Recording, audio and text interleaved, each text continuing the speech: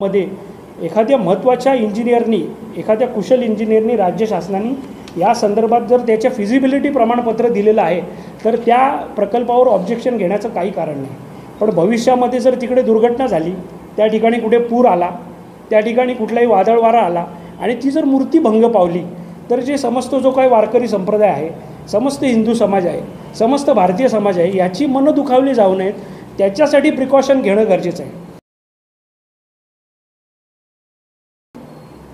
जर तुमच्याकडे कर्जतमध्ये शासनाच्या अनेक जागा उपलब्ध आहेत, आता कडावसारख्या भागामध्ये मोफत मुबलक प्रमाणामध्ये गुरचरणाची जागा आहे, पोसरीमध्ये देखील गुरचरणाची जागा आहे। या ठिकाणी तिकडे जर गुरचरणाची जागा आहे, गव्हर्नमेंट लँड आहे, मुद्र्यामध्ये सुद्धा गव्हर्नमेंट लँड आहेत, मग ही गव्हर्नमेंट लँड तिथे न घेता हायवेच्या दर्शनी भागात राजकीय उद्देशासाठी हा इतके नगराध्यक्ष झाले, या कुठल्याही व्यक्तीने त्या स्मशानभूमीच्या जागेला का हात लावलेला नाही आणि तुम्ही लावला आणि त्याच्या संदर्भामध्ये रेव्हेन्यू खातं का गप्प बसलेलं आहे? त्या संदर्भामध्ये जिल्हाधिकारी प्रशासन आणि एक मी तुम्हाला याच्या म्हणून त्यांनी आणि एक सगळ्यात महत्त्वाचं म्हणजे की मी या ठिकाणी नमूद करतो की मुख्यमंत्र्यांच्या हस्ते उद्घाटन करून त्यांना या संदर्भामध्ये फसवण्यात आलेला आहे असा माझा क्लिअर कट आरोप या संदर्भामध्ये आहे। मी एक जबाबदार कार्यकर्ता आहे। जर उद्या माझ्यावरती ह्या संदर्भात मी कुठेतरी चुकीचं बोलतो आहे, मी प्रकल्पाला विरोध करतो आहे, मी विकास कामाला विरोध करतो आहे किंवा मी लोकांच्या आनंदात विरजण घालतो आहे, अशा प्रकारचा कोणी आरोप करू नये।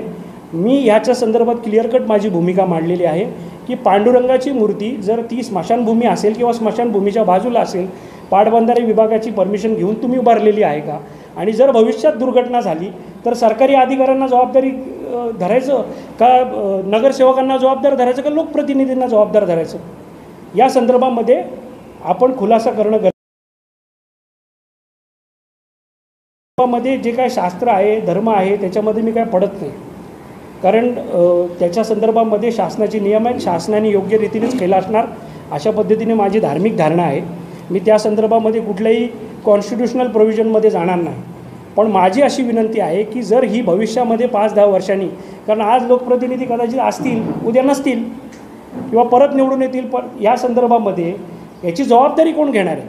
आणि या संदर्भामध्ये जे अधिकारी आहेत, मुख्य अधिकारी, त्या मुख्य अधिकाऱ्यांनी जो ठराव केलेला आहे, त्यांच्या उपस्थितीमध्ये झालेला ठराव, त्याच्या संदर्भामध्ये झालेलं टेक्निकल चौकशी करावी आणि चौकशी करून त्यांच्यावरती कारवाई करावी। सर्वात महत्त्वाचं म्हणजे की दिनांक 8 एप्रिल 2024 रोजी निवडणूक निर्णय अधिकारी मावळ यांनी दोषी धरून देखील हे जे मुख्य अधिकारी आहेत त्यांच्यावर शासनाने आजपर्यंत कारवाई केलेली नाही। त्यांची बदली या ठिकाणी मेंटेनेबल नसताना खोपोली येथे करण्यात आली आणि त्यांना या संदर्भामध्ये इथे बढती देण्यात आली। त्यांना एक्झिक्युटिव्ह पोस्ट देणं योग्य नसताना 2 विभागीय चौकशा त्यांच्या सुरू असताना त्यांना एक्झिक्युटिव्ह पोस्ट देण्यात आल्या। त्याच्यानंतर त्यांच्यावर FIR करण्यात आलेला नाही आणि आता ह्या मुख्य अधिकाऱ्यांना काम देखील तोडून टाकलेले। तर एवढे लाड एखाद्या मुख्य अधिकाऱ्याचे कशासाठी सुरू आहेत? ते तुमची गैरकृत्य तुम्हाला सांभाळून देतात, ते तुम्हाला वेगवेगळ्या गोष्टी करून देतात, याच्यासाठी तुम्ही त्यांना बढती देता। आणि जर माझं म्हणणं हे व्हेरिफिकेशन करण्याचं जे कर्तव्य आहे ना, ते लोकप्रतिनिधींचं आहे। जर माझं म्हणणं चुकीचं असेल तर माझ्यावर कारवाई करा, नाहीतर तुम्ही मागणी करा की तुमची फसवणूक केली अधिकाऱ्याने।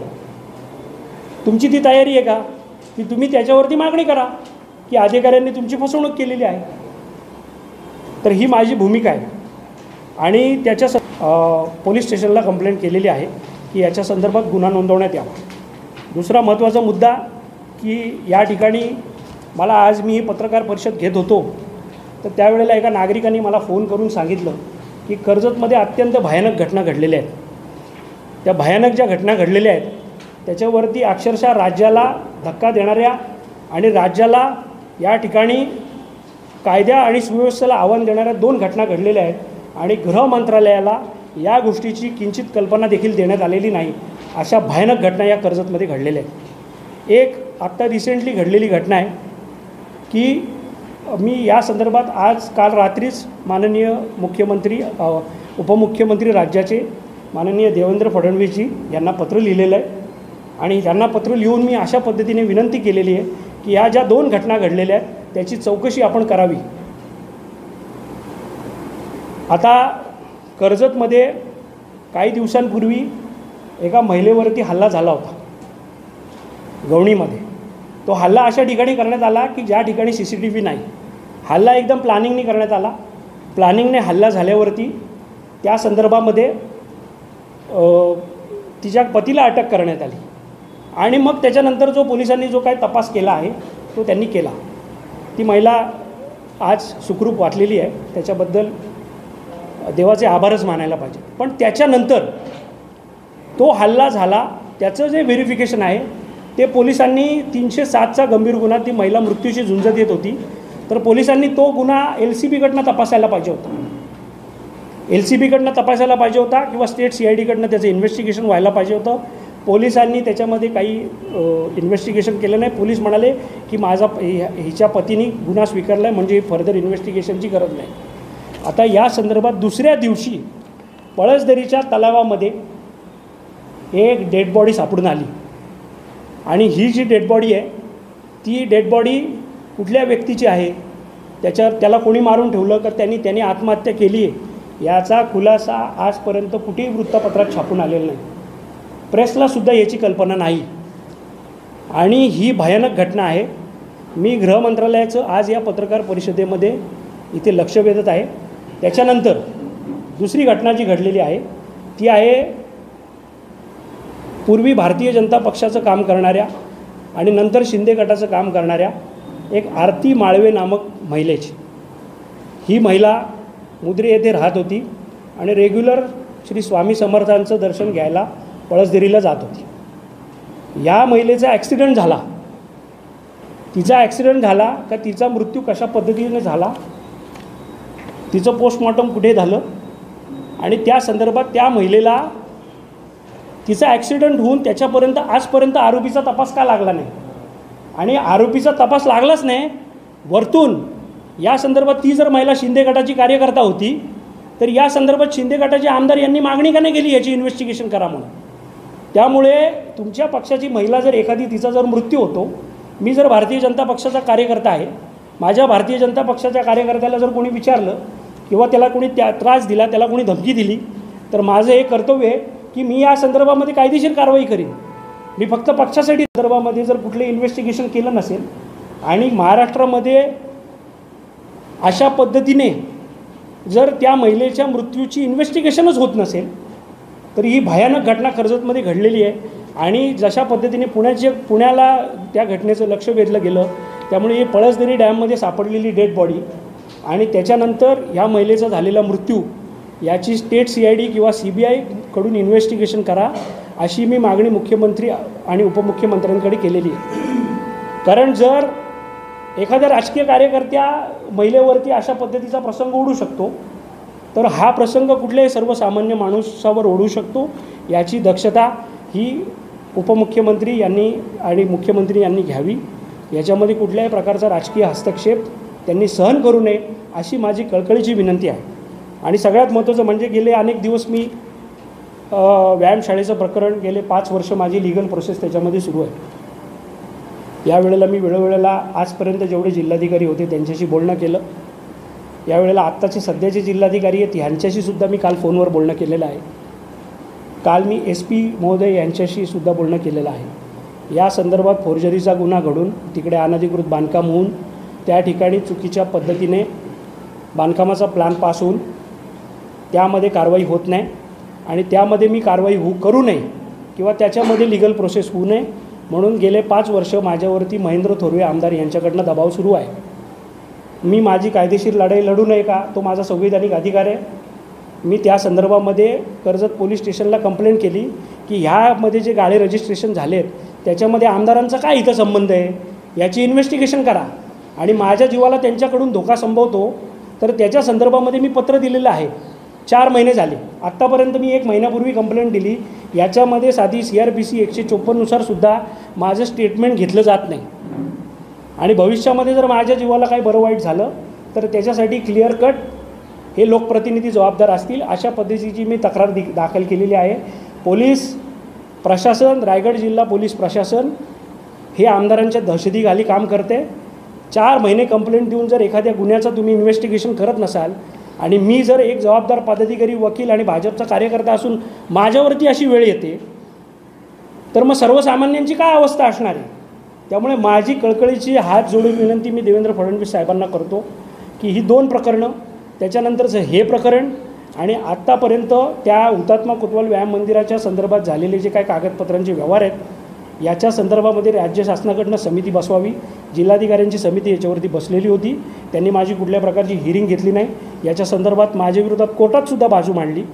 तर माझं जे आहे ते मी ॲफिडेविटवर द्यायला तयार आहे की माझं म्हणणं खरं आहे। याच्या संदर्भात जर खोटं असेल तर तुम्ही माझ्यावरती कारवाई करू शकता।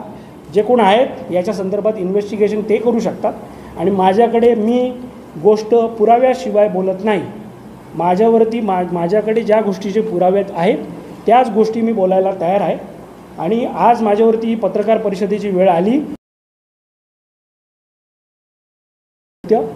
ही वाढलेली आहे। गेल्या 5 वर्षामधला कर्जतचा क्राईम रेट वाढलेला आहे आणि त्याच्यावरती जे पोलिसांनी काम करायला पाहिजे ते पोलिसांनी काम महाविकास आघाडीच्या सरकारमध्ये केलं नाही। अशी माझी अपेक्षा होती की आता हे पोलीस काहीतरी काम करतील, पण ते आमदारांच्या दहशतीखाली काम करत असल्यामुळे शिंदे गटांच्या कार्यकर्त्यांना न्याय आणि बाकीच्यांवर अन्याय अशा पद्धतीची भूमिका ही रायगड पोलिसांची आहे, असा माझा स्पष्ट आरोप इथे या ठिकाणी मी नमूद करतो। आपल्याला काही प्रश्न असतील तर आपण विचारू शकतो। बरं, ह्या संदर्भामध्ये माझे अजूनही मी ह्याच्या संदर्भामध्ये गुगल मॅपवरनं गुगलचे फोटोज काढलेले आहेत। ही जी स्मशानभूमीची जी जागा आहे, ती स्मशानभूमीची जागा याची कमिटी होती आणि ती कमिटीनंतर त्याच्यामध्ये ऑडिट झालं नव्हतं। अनंत काका जोशी 2009मध्ये काहीतरी आगेस 2008मध्ये 9मध्ये वारले, त्याच्यानंतर त्याच्याकडे काही गोष्टी दुर्लक्ष झालेलं होतं। त्यांनी ही जी जागा आहे ती हे टेम्पो चालक मालक रिक्षा संघटना यांना दिली होती आणि त्याच्यामध्ये जर तुम्ही मी इथे फोटोज दाखवतो, ही जर जागा बघितली आपण, मी पाहिजे तर हे फोटोज तुम्हाला अवेलेबल करून देईन, तर ही अतिशय अरुंद जागा आहे। म्हणजे आणि मॅप जर आपण आता जर तो सर्वे नंबर जो दिलेला आहे स्मशानभूमीचा त्याचा जर मॅप बघितला तर ही निमुळती अत्यंत जागा आहे आणि ती एक्झिस्टिंग जागा निमुळती होती। त्यामुळे नदीमध्ये भराव घालून त्याच्या संदर्भात परमिशन घेऊन या संदर्भामध्ये काही काम केलं का हे सुद्धा इन्व्हेस्टिगेशन करणं गरजेचं आहे। या जागेचा गव्हर्नमेंट सर्वे करून आणि या जागा मालक जे कोण आहेत ज्यांच्या ताब्यात जागा आहे त्यांची परमिशन घेऊन हे काम केलं का या संदर्भात आपण चौकशी करायला पाहिजे, अशी मी जिल्हाधिकाऱ्यांना विनंती केली आणि कागदपत्र पण पाठवून दिलेली आहे। आता याच्यामध्ये प्रशासन काय मोठी कारवाई करेल याची मला काय अपेक्षा नाही आहे। मी स्पष्ट सांगतो की याच्यामध्ये फार मोठी कायदेशीर कारवाई होईल, पण स्टॅबिलिटी त्या मूर्तीची त्याच्या संदर्भामध्ये करणं गरजेचं आहे। प्रायमा फेसी इथल्या जिल्हाधिकारी प्रशासनाकडनं काय फार मोठ्या अपेक्षा नाहीत, पण राज्य शासनाने या संदर्भामध्ये लक्ष घेऊन जर या गंभीर विषयामध्ये काही केलं तर याची 100% इन्व्हेस्टिगेशन होईल। त्यामुळे हा क्वेश्चन मार्क आहे की ही जागा स्मशानभूमीची आहे का कोणाची आहे। धन्यवाद। हा प्रकल्प उभारला आहे तो नगरपालिकेचा प्रकल्प आहे ना? हो, नगरपालिकेने त्याच्यामध्ये कुठली कागद आहे एनओसी दिलेली? नाही, नगरपालिकेला एनओसी घेतला असेल ना? नगरपालिकेने एनओसी घेतल्या आहेत का? पहिली गोष्ट असं आहे की जर नदीच्या एरियापासून 30 मीटर तुमची जर जागा असेल, DC रूलनुसार एक रूल आहे 15 मीटरचा रेसिडेन्शियलसाठी, आणि जर बाकीचे मोठे प्रोजेक्ट असतील, बाजूला हायवे आहे किंवा नदीचं पात्र मोठं आहे, फ्लड झोन आहे, तर त्याच्यासाठी 30 मीटरचं रेस्ट्रिक्शन आहे। त्यामुळे नगरपालिकेला ती एनओसी देण्याची हिंमत पाटबंधारे विभाग करणार नाही अशी मला खात्री आहे। त्यामुळे ती एनओसी दिली आहे का? जर एनओसी दिली असेल तर ते पाटबंधारे विभागाचं, मी त्या प्रकल्पाच्या विरोधात नाही, पण तो प्रकल्प फिजिबल आहे का, ती जागा मालक कोण आहे आणि त्यावरती पाटबंधारे खात्याने एनओसी दिलेली आहे का, पुतळा समितीने परमिशन दिली आहे का, हे व्हेरिफिकेशन करा असं मी कलेक्टर साहेबांना आहेत त्यांची चौकशी करून। कारण शासनाचा त्याच्या संदर्भामधला GR असा आहे की मुख्याधिकाऱ्यांनी जर एखादा बेकायदेशीर ठराव होत असेल तर तो 48 तासामध्ये जिल्हाधिकाऱ्यांना कळून रद्द करून घ्यायला लागतो, आणि जर रद्द करून घेतला नाही, पूर्वी तोच ठराव नागरिक रद्द करू शकत होते, पण शासनाने त्याच्यात GR काढला, काहीतरी त्याच्यात सेक्शन 370 का 375 आहे, नगर परिषद अधिनियमानुसार तो ठराव रद्द करायला लागतो. मी सेक्शन कन्फर्म नाही सांगू शकत, पण तो ठराव तुम्हाला जर रद्द करायचा असेल तर तो मुख्याधिकाऱ्यालाच तुम्ही अर्ज करून मुख्याधिकाऱ्यांनी तो रद्द करायला लागतो. तर त्यांनी रद्द केला नाही म्हणजे ह्या ठरावावरती सह्या कोणाच्या झाल्यात की नाही नगरसेवकांच्या, ह्याची पण इन्व्हेस्टिगेशन झाली पाहिजे. म्हणजे आता एखादी प्रक्रिया कायदेशीर चालू केली की कायद्याची प्रक्रिया चालू करणं म्हणजे आ बैल मुझे मार. जो फिर्यादी किंवा 1.5-2 वर्षापूर्वी हा प्रकल्पाला सुरुवात झाली असेल. प्रकल्पाची सुरुवात 1 वर्षापूर्वी झाली. 1 वर्षापूर्वी 1.5 वर्षापूर्वी तुमच्या नगरपालिकेकडे इतिवृत्त असेल जनरल मीटिंगच्या, त्याच्यामध्ये तुम्ही त्याच्यात नाही, मला जी माहिती मिळालेली आहे ती कायदेशीर माहितीच नुकती मिळाली आहे. मला जर आधी मिळालं असतं तर मी त्याच्यामध्ये कोण त्याच्या संदर्भात सहभागी आहे, कोण त्याच्यामध्ये सत्तेमध्ये याचा विचार न करता मी अर्ज केला असता. आधी राष्ट्र मग पक्ष मग स्वतः आपले ब्रीदवाक्य आहे, ते ब्रीदवाक्य पाळणारा कार्यकर्ता आहे. जर शासनाची, देशाची किंवा नागरिकांची कुठे पद्धतीने फसवणूक होत असेल, त्यांच्या भावनेला ठेच पोचत असेल तर आपण त्या पद्धतीने अर्ज केला पाहिजे अशी माझी धारणा आहे. या संदर्भामध्ये जे इंजिनियर आहेत त्यांच्याकडे मी माहिती अधिकार टाकून ही कागदपत्र घेणार आहे आणि मग मी खूप फर्दर अर्ज त्याच्यामध्ये करेन.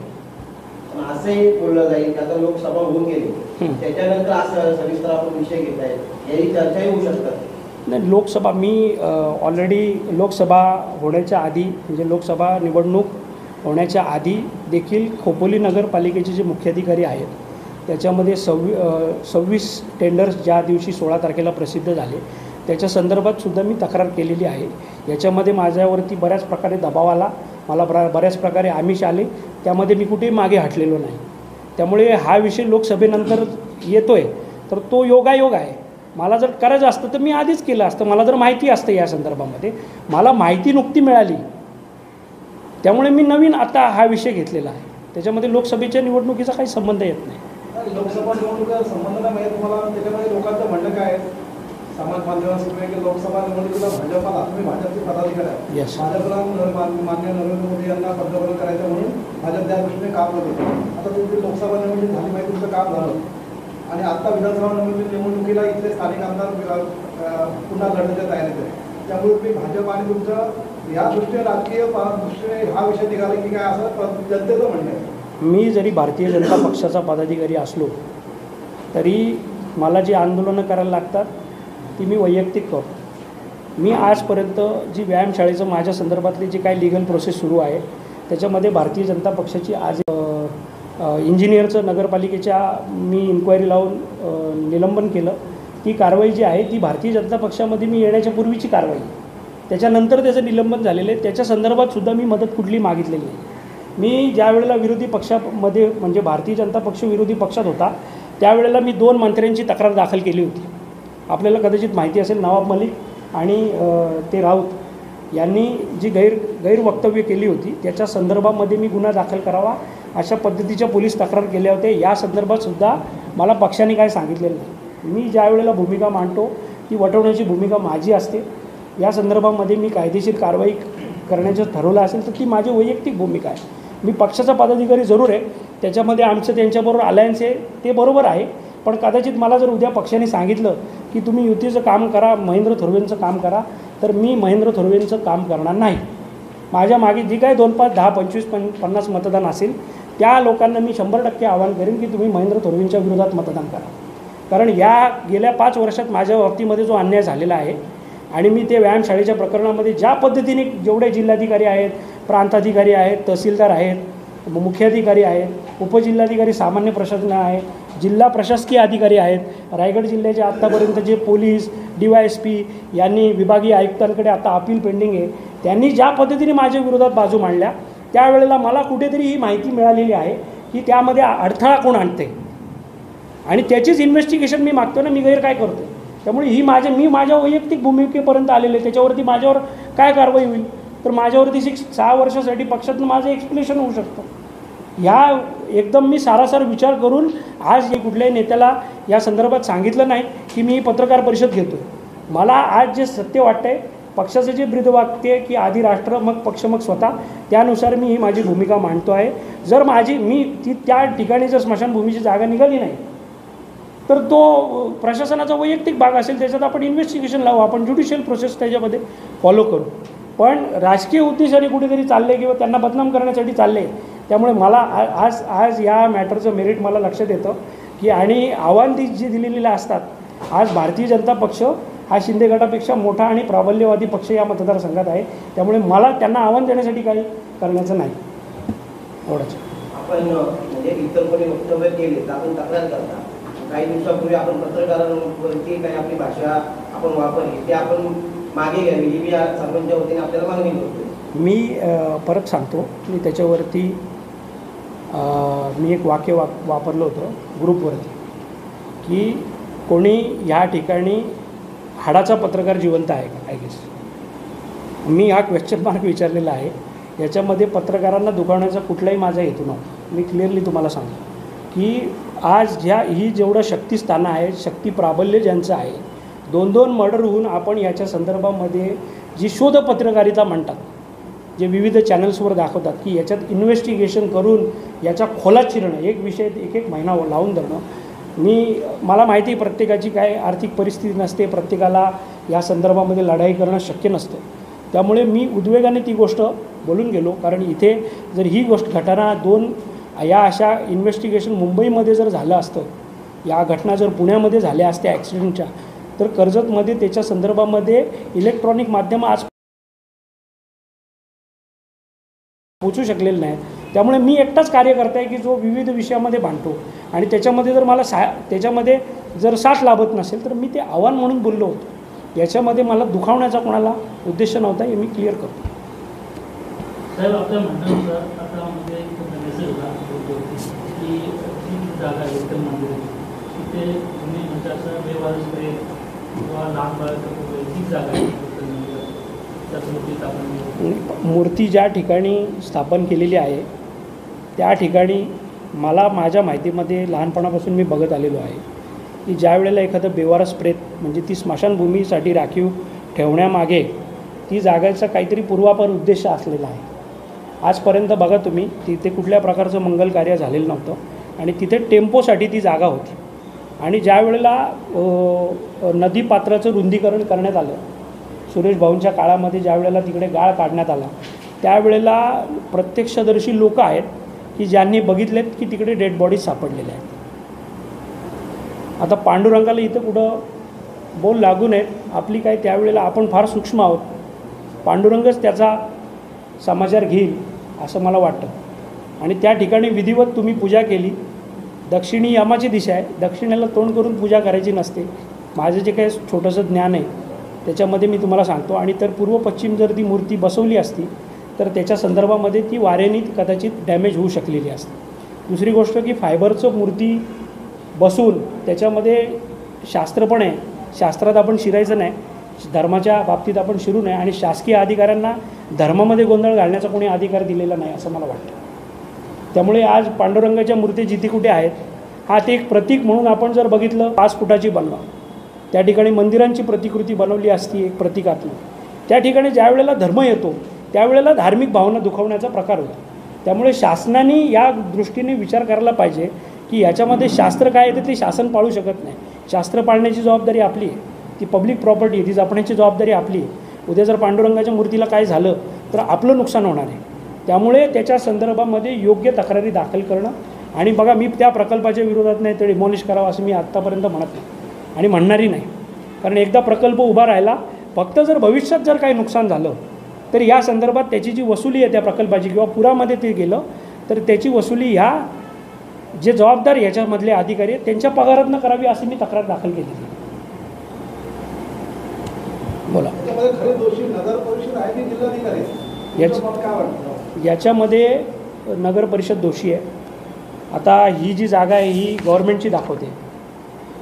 ही जी जागा आहे याच्यामध्ये फेरफारमध्ये स्पष्ट उल्लेख आहे, माननीय जिल्हाधिकारी साहेब रायगड यांच्याकडील आदेश MP LND OC 768 दिनांक 22/6/82 अन्वये गुरुचरणातील जागा स्मशानभूमीसाठी देण्यात आली. हे मी नाही म्हणत, हा फेरफार आहे. बरं, ही एकतर आयडेंटिफाय करायला लागेल की ही जागा स्मशानभूमीची आहे का हायवेची आहे का नदीपात्रातील. त्याच्यामध्ये एक आणखी गोष्ट की आपण आता नमूद केलेलं होतं, वेगळ्या प्रकारची दुसरी जागा कर्जतमध्ये उपलब्ध आहे, परंतु या जागेवर हा प्रकल्प उभारला गेला. मग याच्यामध्ये राजकीय हस्तक्षेपाने नगर परिषद किंवा जिल्हाधिकाऱ्यांवर दबाव आणलेला असू शकतो का? 100% आणलेला आहे. की जोपर्यंत राजकीय हस्तक्षेप आहे की तिकडे त्या ठिकाणी मुख्यमंत्री उद्घाटनाला येणार आहेत आणि त्याच्या मुख्यमंत्र्यांच्या नावाने कदाचित जिल्हाधिकाऱ्यांवरती दबाव आणलेला आहे आणि जिल्हाधिकारी, प्रांताधिकारी, तहसीलदार त्या कार्यक्रमाला तिकडे का नव्हते, 100% तसंच वाटत आहे. पण याच्या संदर्भात जे मुख्याधिकारी आहेत, ही सर्व ह्याची लायबिलिटी आहे ना ती मुख्याधिकाऱ्याची. जर नगर परिषद हा प्रकल्प करते तर त्या संदर्भात त्यांनी ऑब्जेक्शन हे बघायला पाहिजे होतं, व्हेरिफिकेशन करायला पाहिजे होतं. आणि हे जे मुख्याधिकारी आहे यांच्यावर एकदा डिझेल चोरीचा आरोप झाला होता. या 5 वर्षाच्या काळामध्ये त्यांना आता या मुख्याधिकाऱ्यांवरती चिपळूणला विविध भ्रष्टाचाराचे आरोप झाले होते. त्याच्यामध्ये त्यांना ठपका ठेवण्याची शिक्षा झाली. आणि ह्या 2 विभागीय चौकशी सुरू असताना या मुख्यमध्ये झाली. ती डिव्हिजनची बदली करू नये अशी समितीची शिफारस असताना त्यांची बदली पण खोपोलीला केली. आणि आता आपण त्यांना ते दोषी सापडले. टेंडर काढले 26, ज्या दिवशी 16 तारखेला टेंडर काढले म्हणून ते दोषी सापडले, तरी नगरविकास खातं त्यांच्यावर कारवाई करत नाही. म्हणजे हे काय, तुम्ही एखादा तक्रार करतो म्हणजे तुम्ही गृहीत धरून चालले. एवढं कशासाठी? एका अधिकाऱ्याला वाचवण्यासाठी. आणि त्यांनी या अशा बेकायदेशीर गोष्टी तुम्हाला करून दिल्या म्हणूनच त्याला प्रोटेक्शन आहे. आणि मी त्या व्यायामशाळेच्या मॅटरमध्ये 100% आरोप केलेला आहे की 2 वेळेला रिजेक्शन झालेला प्लॅन परत पास करता येत नाही. आधीच्या मुख्याधिकाऱ्यांनी का नाही केला, त्याचं व्हेरिफिकेशन करावं. त्यामुळे ही सगळी मिलीभगत आहे. आणि या संदर्भामध्ये कारवाई करण्यासाठी टाळाटाळ होते. ह्याच्या संदर्भात सुद्धा कारवाई नाही झाली तर आपण कोर्टात जाऊ, कोर्टातनं इन्व्हेस्टिगेशन लावू. सर, तुम्ही आता जस्ट सांगितलं की लोकप्रतिनिधी तुम्हाला त्रास होतोय किंवा तुम्ही व्यायामशाळेच्या संदर्भात म्हणजे तुमच्यावर दबाव येतो किंवा तुमच्या तक्रार केली असं तुम्ही सांगितलं. पोलिसांनी आजपर्यंत इन्व्हेस्टिगेशन केलं नाही, तपास केला नाही असं तुमचं म्हणणं आहे. तुम्ही वरिष्ठांकडे गेले का? जसे SP स्वतः प्रत्यक्षात मी 2021 साली सुनावणी होती RDC बैनाडे यांच्याकडे. तिकडून येत होतो. तिकडून येत असताना चौकला मी थांबलो होतो. चौकवरनं मी रिंकी पॅलेसला जेवायला गेलो. त्या ठिकाणी माझ्यावरती आजपर्यंत मी नागरिकांना या गोष्टी सांगितल्या नाहीत. माझ्या पक्षातल्या काही वरिष्ठ नागरिकांना मी सांगितल्या. पण त्यावेळेला राज्यामध्ये सरकार बदली होण्याची शक्यता होती. या संदर्भामध्ये मी पक्षाच्या वरिष्ठांना फक्त कळवलं, मी कुठली पोलीस स्टेशनला तक्रार केली नाही, माझ्यावरती हल्ला झाला होता. आणि माझे मित्र किरण ठाकरे हे या प्रकरणातले साक्षीदार आहेत. त्यांनी मला त्या हल्ल्यापासून वाचवलं. ज्याच्यावरती फायरिंगचे गुन्हे आहेत असा एक आरोपी मला मारहाण करण्यात आला होता. त्याच्यानंतर मी माहिती घेतली. त्याच्यामध्ये राजकीय करतो आहे की तुम्हाला झुंजवतो आहे, भांडणं लावतो आहे. गेल्या 5 वर्षामध्ये कर्जतमध्ये हेच चित्र आहे की तुम्हाला झुंजवलं जातं. दोन्ही पोलीस स्टेशनच्या दोन्ही पार्ट्यांकडनं लोकांना मदत करण्याचा प्रयत्न होतो आणि ते भांडत राहतात आणि समोरचा मजा घेत राहतो आणि सरकारी अधिकाऱ्यांचा वापर होत राहतो. हे माझं ऑब्झर्वेशन आहे. आणि तुम्हाला जर ह्याच्या संदर्भामध्ये जर काही चूक वाटली तर आत्तापर्यंत Karjat police station, Khopoli police station, त्याच्यानंतर माथेरानचं पोलीस स्टेशन, नेरळचं पोलीस स्टेशन, याच्यामध्ये जे त्रस्त झालेले अधिकारी आहेत त्यांच्या स्टेशन डायऱ्या तुम्ही व्हेरीफाय करा. त्यांनी स्टेशन डायऱ्यांमध्ये डायरेक्ट नमूद केलेले की माझ्यावरती राजकीय दबाव आलेला आहे. असं कधी झालेलं नव्हतं. सुरेश भाऊ लाडका यांच्या काळात झालं होतं का? देवेंद्र साठे यांच्या काळात झालं होतं का? राज्यात अन्य ठिकाणी झालेलं आहे का? हे फार गंभीर आहे की पोलिसांवरती राजकीय दबाव आहे. पोलीस अधिकारी याच्यामध्ये नमूद करतात आणि याच्यामध्ये कुठल्याही प्रकारची कारवाई SP-कडनं होत नाही. तुम्ही कळवायला पाहिजे होतं विधानसभा अध्यक्षांना, तुम्ही राज्यपालांना कळवायला पाहिजे होतं, तुम्ही गृहमंत्रालयाला इंटेलिजन्स रिपोर्ट द्यायला पाहिजे होता की अशा पद्धतीचा आमच्यावरती दबाव टाकला जात आहे. आणि मी तुम्हाला सांगतो की त्या स्टेशन डायऱ्यांमध्ये जे उल्लेख आहेत ना ते ऑनलाईन सापडतात. मी नाही बोलू शकत, हे तुम्ही कोणीही पोलिसांकडनं माहिती करून घेऊ शकता. एक साधा म्हणजे मी वकील असून माझ्यावरती वेळ आली, सर्वसामान्य जो गोरगरीब दुर्गम भागातला व्यक्ती आहे त्याच्यावरती काय वेळ आली असेल याची आपण कल्पना नाही करू शकत.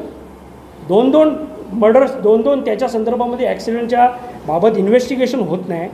पोलीस मनमानींनी वागतात. आत्तापर्यंत फोर्जरीचे गुन्हे क्लिअर कट असून त्याच्यामध्ये FIR होत नाही. तर माझा सवाल आहे, मी कशाला कोर्टात जावं? मी काय ठेका घेतला कोणाचा? माणसाने वैयक्तिक आयुष्य जगावं आणि किती किती लोकांचे कर्जतमध्ये या स्ट्रेसने मृत्यू झालेले आहेत याची पण एक इन्व्हेस्टिगेशन करायला पाहिजे, की ज्या व्यक्तीला राजकीय दबावामुळे गावोगावी त्रास झाला तर कदाचित तो हार्ट अटॅकने मेला, त्याचं इन्व्हेस्टिगेशन येणार नाही पेपरवर. एखादा व्यक्ती स्ट्रेसने मेला तर ते रेकॉर्डवर येणार नाही, पण तो पण मर्डरच आहे. याची जबाबदारी कोण घेणार आहे? आणि हे भयानक आहे. हे आत्तापर्यंत याच्यावरती जर कोणी भाष्य केलं नाही ना, हे कर्जतमध्ये हा प्रकार अजून वाढत राहील. आणि त्याच्यामध्ये राजकीय पक्षांनी सगळा भेद विसरून या संदर्भामध्ये पुढे यायला पाहिजे. कारण आम्हाला मर्यादा आहेत. आम्ही वकील म्हणून जेव्हा आमच्याकडे क्लायंट येतो आम्ही त्यांचा स्ट्रेस घेतो. त्या क्लायंटचं कर्तव्य आपल्याला परत करायचं असतं, वैयक्तिक जीवन असतं आणि आर्थिक मर्यादा पडतात. त्यामुळे मी हा फक्त या क्राईमच्या विषयावरच आज बोलतो आहे. भविष्यात मला अजून बोलायचं आहे, पण हे जे झालेलं आहे ना याच्या इन्व्हेस्टिगेशन गव्हर्नमेंटने कराव्या एवढीच आपली मागणी आहे. आतापर्यंत आपण चौकशीची मागणी केली आहे, तक्रार अर्ज केलेले आहे. तुम्ही एका पक्षाचे जबाबदार पदाधिकारी आहेत असं तुम्ही सांगितलं की मी पक्षाच्या वरिष्ठ कुठल्याही नेत्याची याबाबत मदत घेतलेली नाही. सध्या जर बघितलं सत्तेत आपला पक्ष आहे, गृहमंत्रालय गृह खाता आपल्या पक्षाच्या नेत्यांची भेट घेणार आहात का? व त्यांच्या कानावर कसं? मी या बाबतीत नमूद करतो की मी एखादा SMS जर माझ्या वरिष्ठ नेत्यांना केला ना तरी त्याची दखल घेतली जाते. मी नाही असं म्हणत नाही, पण त्यांच्याही राजकीय अडचणी असतात. राजकारणामध्ये तुम्ही असताना तुम्हाला तेवढी मॅच्युरिटी दाखवायला पाहिजे. त्या व्यक्तींना अडचणीत कशाला मी आणू असं मी आजपर्यंत विचार करायला आलो. पण ज्या वेळेला आता माझ्या वैयक्तिक जीवनावरती बेतत आहे त्यावेळेला मी त्यांच्या कानावरती 100% घालण्याचा प्रयत्न करणार आहे. आता राज्याचे गृहमंत्री आहेत, हे सक्षम गृहमंत्री आहेत. त्यांनी विरोधी पक्षामध्ये असताना 2 मंत्र्यांना जेलमध्ये पाठवण्याचं कसब दाखवलं. आजपर्यंत राज्यामध्ये असं कुणीही केलेलं नव्हतं. त्याबद्दल मी त्यांचा कार्यकर्ता आहे, त्याचा मला अभिमान आहे. पण हे गृहमंत्री त्यांचा गृहमंत्रालयाचा कारभार सांभाळत असताना प्रत्येक गोष्टीचं मायक्रो मॅनेजमेंट करू शकत नाही.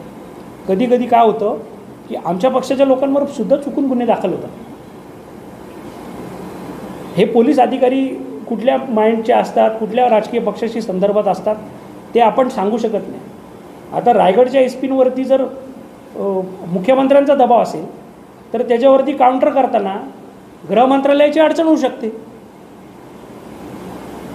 आणि शिंदे गटामध्ये आणि भारतीय जनता पक्षामध्ये संघर्ष आहे हे गणपत गायकवाडांच्या मॅटरमध्ये स्पष्ट झालेलं आहे. त्यांनी सांगितलं की मला टॉलरेट होत नाही म्हणून मी हे कृत्य केलं. म्हणजे सगळे माणसं काही समान राहू शकत नाहीत. तरी मी माझ्या पद्धतीने प्रयत्न करीन आणि मला जस्टिस नाही मिळाला तर मी ज्युडिशियल प्रोसेसमध्ये मी वैयक्तिक तारखांमध्ये बिझी असतो. त्यामुळे नेत्यांची वेळ घेणं, त्याच्यामध्ये वेळ जाणं, त्याच्यामध्ये आपण क्लायंटला कधीतरी न्याय देऊ शकत नाही, आपल्याला वेळ मिळत नाही, तर आपण कोर्टात जाऊ. कोर्ट सगळ्यांना मोकळे आहे ना. मी जिल्हाधिकाऱ्यांकडे दाखल केलेली तक्रार मी नगरविकास खात्याकडे केलेली आहे आणि गृह मंत्रालयाच्या रायगड जिल्हा प्रशासनाकडे म्हणजे SP-कडे मी तक्रार दाखल केलेली आहे. आणि त्याच्यामध्ये ते नेहमीप्रमाणे मला थुकपट्टी लावण्याच्या तयारीत आहेत याची मला कल्पना आहे. मी पण ज्या वेळेला एखादा विषय आपण उचलतो त्यावेळेला त्याच्यामध्ये जर आपल्यावरसुद्धा कारवाई होऊ शकते याची मी दक्षता घेतो आहे. त्यामुळे ह्याची इन्व्हेस्टिगेशन 3च गोष्टी असू शकतात. एकतर जागा हायवेची असू शकते, एक तर स्मशानभूमीची असू शकते किंवा नदीची असू शकते.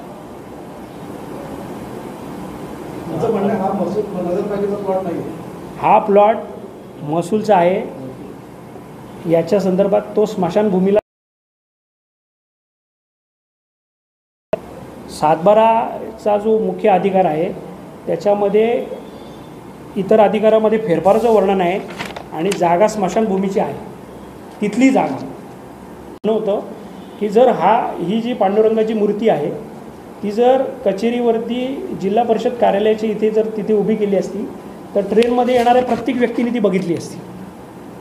कर्जतची शान त्याच्यामध्ये अजून जास्ती वाढली असती. ज्या लोकप्रतिनिधींनी याच्यासाठी प्रयत्न केले त्यांचं मी अभिनंदन करेन. पण जागा चुकीची निवडली त्याचं पाप मुख्यमंत्र्यांच्या माथी मारलं. त्यांना कशाला पापाचं देणी केलं असं माझं याच्या संदर्भामध्ये स्टेटमेंट आहे. नाही पण असं असताना मग तुम्ही ते तीच मला आत्ता मिळाली जागेची माहिती मला. माझा एक प्रश्न आहे, मगापासून मुख्य अधिकाऱ्यांचं नाव सांगा. पंकज पाटील. ते काही लोकांना माहीत नाही. हां, पंकज पवार पाटील हे मुख्याधिकारी होते. आत्ताचे नाही, आत्ताच्या मुख्याधिकाऱ्यांकडनं मी माहिती घेण्याचा प्रयत्न केला. ते काहीतरी 2-3 दिवस आजारी आहेत. त्यांच्याकडनं मी माहिती घेण्याचा प्रयत्न केला, पण जो ठराव झालेला आहे तो ठराव आधीच्या काळात झालेला आहे मंजूर, आणि त्याची रिस्पॉन्सिबिलिटी आहे ना. ते आले की तुम्हाला मी देऊन टाकेल. ग्रामसेवेच्या प्रकरणामध्ये आपण सांगितलं की महाविकास आघाडीने त्यावेळेस सहकार्य केलं नाही. त्यानंतर 2.5 वर्षानंतर सरकार बदली झालं, आपलं सरकार होतं. आपल्या सरकारकडून त्याच्यावरती काय झालं? नाही, मी ज्या वेळेला माझ्यावर 25 जानेवारी 2021ला माझ्यावरती हल्ला झाला, त्याच्यानंतर मला स्ट्रेस आला आणि माझी एन्जिओग्राफी झाली. मला असं वाटत होतं की माझं वजन खूप जास्त होतं, 115 किलो वजन होतं. आता मी ते 12 किलो कमी केलेलं आहे. मी त्याचा स्ट्रेस घ्यायला पण आपल्याला मर्यादा असतात. मी याच्या संदर्भामध्ये हायकोर्टात केस केली होती. हायकोर्टात जिल्हाधिकारी प्रशासनाने माझ्या विरुद्ध बाजू मांडली की याच्यामध्ये ऑलरेडी इन्व्हेस्टिगेशन झालेलं आहे. म्हणून हायकोर्टातली जी केस आहे ती मी मागे घेतली आणि अपील करण्याच्या गोष्टीवरती मागे घेतली. हायकोर्टाची केस सिंपल होती की रायगड जिल्हाधिकाऱ्यांनी याच्यावरती मला निर्णय द्यावा याच्या संदर्भात, आणि त्याच्यात काही सिद्ध होणार नाही. तुम्ही सांगितलं अपील दाखल केलं ते अपील डिव्हिजनल कमिशनर साहेबांकडे पेंडिंग आहे, आणि त्याच्यातसुद्धा मी आमदारांचं नाव टाकलेलं आहे की याच्या संदर्भात मी हे जे आमदार महोदय आहेत त्यांच्या निवडणुकीत महत्त्वाची भूमिका बजावलेली आहे. मी ते लहान मुलांसाठी करावं. तिथल्या अनधिकृत बांधकामाच्या उद्घाटनाला आमदार जातात. तिकडच्या ठिकाणी जे गाळे रजिस्ट्रेशन झाले, ते गाळे ज्या दिवशी रजिस्ट्रेशन झालं त्या दिवशी तहसीलदार कार्यालयात रजिस्टर ऑफिसच्या बाजूला काय करत होते आमदार? सब रजिस्ट्रारवर दबाव कोणी टाकला? आणि तहसीलदारांची हरकत आहे की गाळे रजिस्ट्रेशन करू नये, त्याची कॉपी आहे. मग हरकत असताना मग कलेक्टर त्याच्यावर गुन्हा का नाही दाखल करत सब रजिस्ट्रारवर आणि याच्यावर?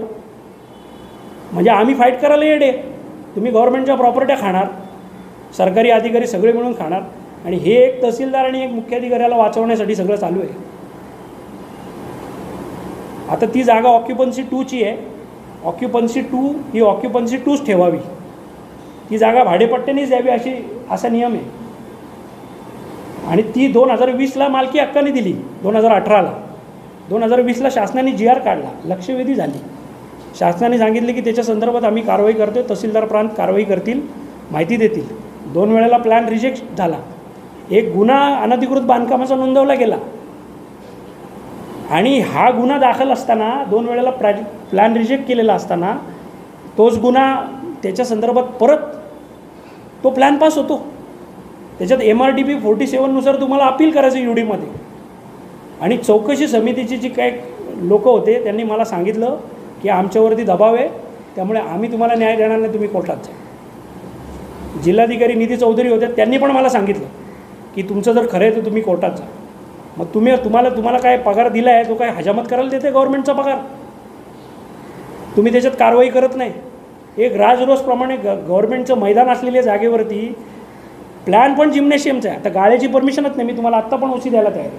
प्लॅन जिम्नॅशियमचा आहे आणि गाळे चालू आहेत, त्या गाळ्यांवरती कारवाई होत नाही MRTP 52-53नुसार. आणि सरकारी अधिकारी सांगतात ना मला की त्यांच्यावरती दबाव आहे. एवढा दबाव. आज अशी या विधानसभा मतदारसंघाची परिस्थिती आहे की ह्या ठिकाणी अधिकारी पोस्टिंग घ्यायला घाबरत आहेत. पोस्टिंग घेत आहेत का? इतकी दहशत. त्यामुळे एकदम मला तर मी आज या पत्रकार परिषद घेण्याच्या वेळेला आलो, कारण हा जिव्हाळ्याचा विषय आहे. याच्या संदर्भात लोकांची, नागरिकांची, शासनाची कुठेतरी फसवणूक झालेली ती लोकांसमोर आली पाहिजे, आणि भविष्यात अशा कुठल्या गोष्टी घेऊ नयेत. भविष्यात कर्जतमध्ये सुखशांती राहावी, इथला जो क्राईम रेट आहे तो कमी व्हावा, आणि ज्यांनी क्राईम केलं आहे त्याच्यावरती कारवाई व्हावी, हीच शासनाकडनं माफक अपेक्षा आहे. एवढं माझं इथे मी नमूद. धन्यवाद.